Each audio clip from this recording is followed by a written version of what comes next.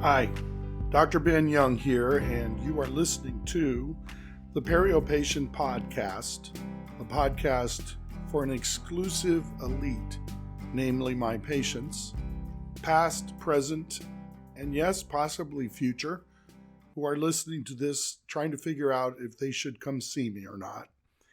And of course, anyone else who cares to listen. I practice in the beautiful city of San Antonio in the great state of Texas, and I live nearby, but that location can drift a bit since I am a full-time Airstream occupant. My Airstream is 25 feet long and is called a flying cloud. Airstreams have certain internal designs. They all look the same on the outside pretty much. They're aluminum looking, rounded edges, very lightweight, easy to tow. So I love it.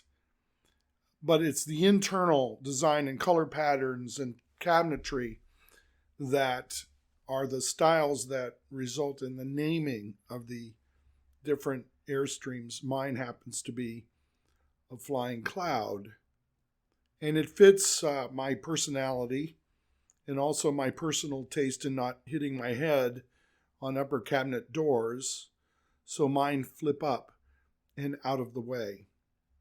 It's a great size for one, but add another, and unless you're just going on little trips, not living in the thing, I suggest you look for one slightly bigger. Now, one of the ways I operate right now, having moved years ago from apartment living, is I have some storage upstairs in the office, and this means I can come and go with casual attire, and some patients have caught me in blue jeans going upstairs in the morning. And I then change into scrubs, or on the weekends I might change into church clothes, whatever's needed, which means I don't have to have it all hanging at the Airstream, which is obviously, as you would know, is kind of limited storage space. So, how did I come about living in an Airstream? Well, following a divorce a number of years ago now, I was living in an apartment that's located right across the street from my office, which meant I had the luxury for a few years of walking to work. Over time, however, I could see that simply walking back and forth to work, even though this reminded me of life back in college days when I lived in a dorm, was going to be a bit stifling. I didn't want to just come on the weekends and stare at walls or watch TV. So it goes back to my childhood. My parents were full-time RVers after all of the kids left home, and they did this for 13 years until my father's eyes, he couldn't drive well anymore, and so they settled back into a home. But for 13 years, they were either in their motorhome or they were on a cruise somewhere or visiting their children. And it was a wonderful time for them and for us. And also I remember that we grew up with a motorhome. It was purchased around the time I was in junior high, maybe slightly younger, but I guess around 7th grade. And it was nothing like the huge ones on the roads today. It was called an open road. I still believe open roads are made. I've seen a few, but I really don't know anything about the business. But we took vacations in the open road, including trips to ski resorts to go skiing. That's where I learned how to snow ski, was living out of an open road. And it was this thing could manage 2 adults and 4 children. It was a squeeze, but hey, it was fun. So when I thought about new hobbies and adventures for myself, it was a very easy move toward the Airstream for me. Now I have weekends where I join up with other Airstreamers around, and we do what are called rallies, which enabled me to hook up the trailer and move it around and set it up and do all of these things, which actually keeps it in good repair And frankly, it's just a lot of fun. And recently I changed out my tires. Part of just the process of living in an Airstream. But you don't want tires to blow out. So you don't do it based upon mileage as much as you do it based upon the amount of time they've been on the trailer. And that has to do with sunbaking properties of those tires. It can be really destructive if one of those things blows out on the underside of the trailer. It can injure the wheel, the axle, and also the underside can be torn up. And a lot of times there are little electrical wires and other pipes that go through there, so you don't want that to happen. And a lot of this is useful things you learn about at these rallies, because it probably happened to somebody else, and so we get to share our adventures. It's just a great time, a lot of fun. But all of this is part of life and adventure, and I think we all need these sorts of things in our lives, activities and hobbies to keep us active and enjoying life. So, earlier today, changing subjects now, I had a meeting with two of my friends who are at the Social Being. They are the ones that helped me and constructed my website and all of that, so they're social beings, thus the name. And they're Veronica and Megan. And so I had a meeting with Veronica and Megan this morning. And we were looking at my website, which includes elements around this podcast. We found that some subjects have more interest when it comes to listening to the podcast than others. We can't always get into people's heads to know why that would be, but it's okay.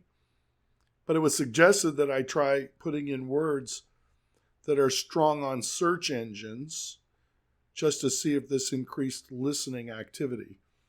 But I didn't want to just put periodontal disease in every title,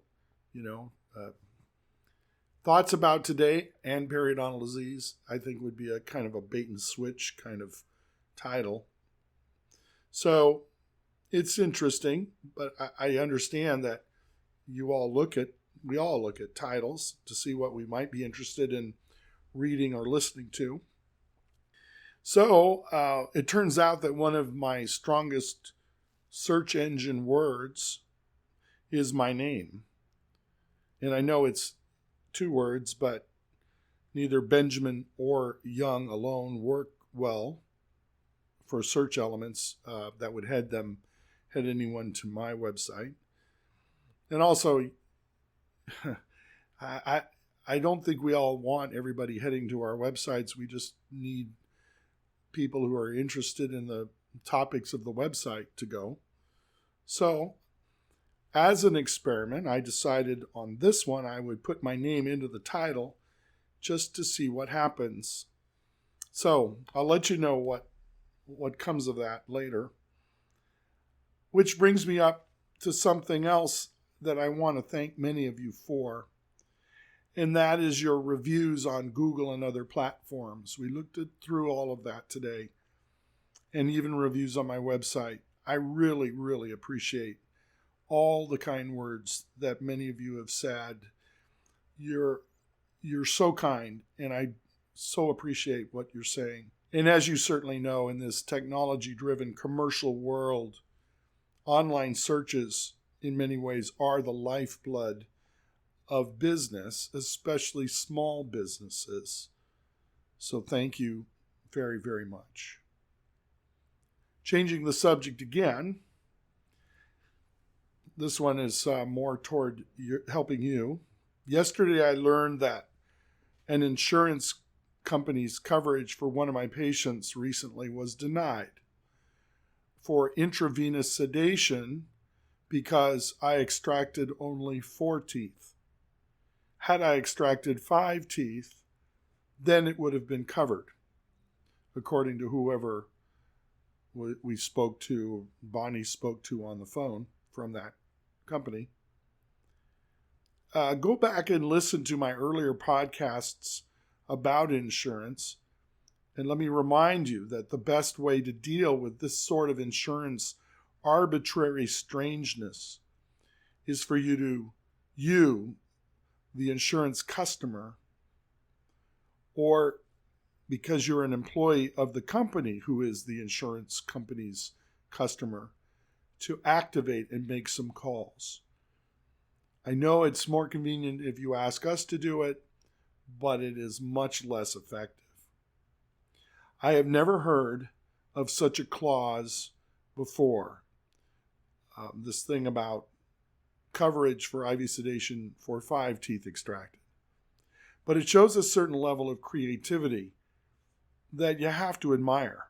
Think of how much money the insurance company can deny in payouts to customers if the extraction of 4 teeth is not covered, but 5 is.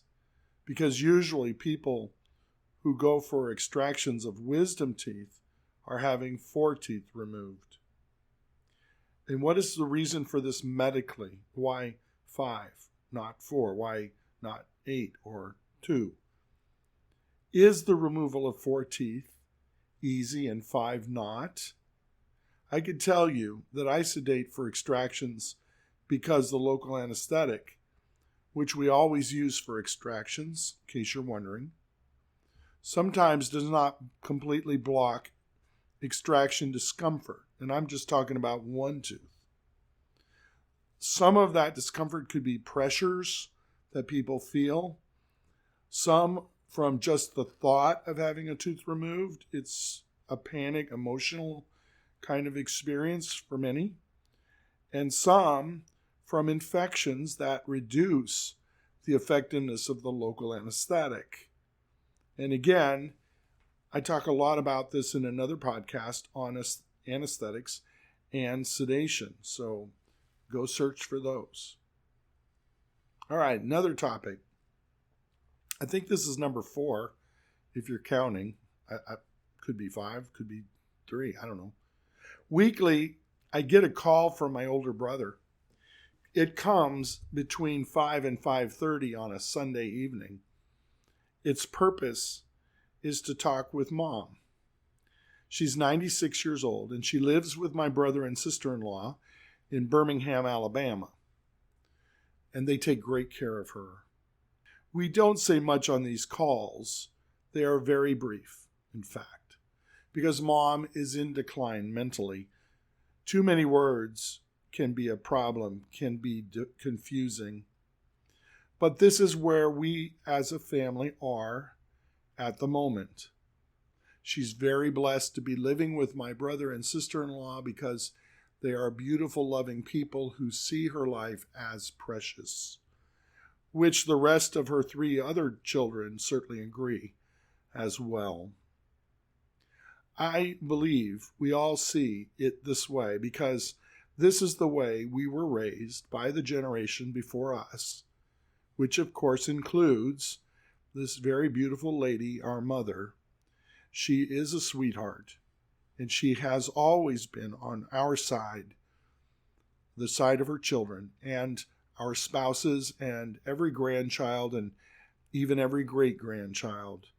So this is what we as a family do, and likely you do as well, because this is fairly normal for families. Of late, something weird has been going on. It has been there in the background a long time, but it now seems to be coming to a head. And this is not really changing the subject. So this is related to how we care for our 96-year-old mother. I think that we, not just as a culture or society here in Texas or America, but we as a world are at a crossroads. It appears to be a big inflection point or battle of ideas that are really opposed to one another. In other words, the middle ground seems to be shrinking away, especially around just one simple question. Is life inherently precious and important, or isn't it? And if it is not inherently precious and important, what is it? What is it worth? And what determines its worth? The life of a human being. I will tell you, there is no more important question in healthcare. There's no more important question in law, or in economics, or in military and politics. No more important question in every aspect of life other than, is life precious, valuable? It defines a lot of things. It certainly determines how we will treat others, especially those we don't really know, strangers to us. Are these people, strangers, of value and worth? Or are they threats to our way of life? Again, I see this as a crossroad question. And so now, where can we look, and do we look, for answers? Certainly, there is evidence that supports both sides. People are inherently valuable and inherently threatening. But the evidence seems to come from completely different sources. If I look at my life, my surroundings, the people I know, including the ones I'm continually just meeting, pushing into that stranger crowd, I get the overwhelming sense that most people are good, decent, and kind once you get to know them. Now, don't turn my statement about the goodness of man into the idea that I believe people are perfect or sinless. It is obvious we all fall short and have our quirks, but it has not been my experience, regardless of gender, age, race, sexual orientation, political persuasions, or even basic religious thinking, that most people are out to get me. I just don't see that. Some are, no doubt. None of us are universally popular. There are enemies out there. To think otherwise is naive. But I don't think I'm encountering many of these on a daily, monthly, or possibly yearly basis. They may be floating around, who knows, but I'd say the vast majority are not sociopaths. Here is what I do believe to be true within me, within those I know, as well as strangers I have yet to meet, that there is a continuing escalation of fear. This makes sense as we see things we thought were pillars of immovable protection for ourselves and our families beginning to crumble around us. We have a growing trust issue, legitimately so. Which brings me to that other source of information we all tap into to some extent or other, and that is the media. What I see and hear around me is not what I see and hear coming out of my so-called labeled smartphone or my quote-unquote personal computer, which are all linked today through the massive and era-defining technology pipeline known as the internet. And let me pause and look at that word internet for a moment. I know it is intended to be a great thing that we are all interconnected, but nets are also used as traps. Things including people can be caught in nets, and nets can be used for hauling things and people to places they necessarily do not or should not want to go. We are in a time the Bible describes as filled with wars and rumors of wars. So it's no wonder we have a trust issue as we watch, at least through our devices, the world apparently going to hell in a handbasket. There is a dividing line, and it doesn't have to do with race or economics, at least in general, or politics, right and left, blue, and red, or age, one gender against another, or even cultures, and between different religions, as long as they are peaceful. It has to do with our fundamental opinion about human life. Is it precious or isn't it? If you separate the two lines on that question, it can become clear that to some, money, wealth, and power are the most important aspects of life. It is what defines these people. This can lead to compromises in ethics and morality, all justified under the belief that life is all about survival of the fittest. As far as I'm concerned, and actually see around me when interacting with real people, is that most agree with me that human life is precious from beginning to end. Animal life, plant life, and basic care of the earth and resources are all important as well, and they too help define the kind of people we are, whether we selfishly use people and things to get what we want, or we are striving to live lives that can encourage others, especially those who will come after us. That people are precious, and everything else, the things around them, if it helps to improve their lives, are important. Families should be shelters of love, and governments, along with other large institutions, should only survive if they are about protecting the weak, which actually includes all of us as individuals. We are weak alone, but find our strength in unifying beliefs like the U.S. and state constitutions, as well as those religious principles we find coming out of most healthy families, past and present. Finally, your teeth are worth flossing. Your dental implants are worth having periodic evaluations to make sure they're strong and healthy. And just remember that you are not who others say you are or who you might think you are, but only who God says you are. And if you don't know what He thinks about you, go ask the happiest person you know. I'm sure they can help you out. That's it for now. If you haven't listened to my previous podcast about COVID-19, it's really important information, and I do encourage you to do it, to go back and listen and pass it on to all your friends and loved ones. That podcast might save someone's life. You have been listening, believe it or not, to the Perio Patient Podcast, and I am still Dr. Ben Young. Thanks for listening. Bye for now.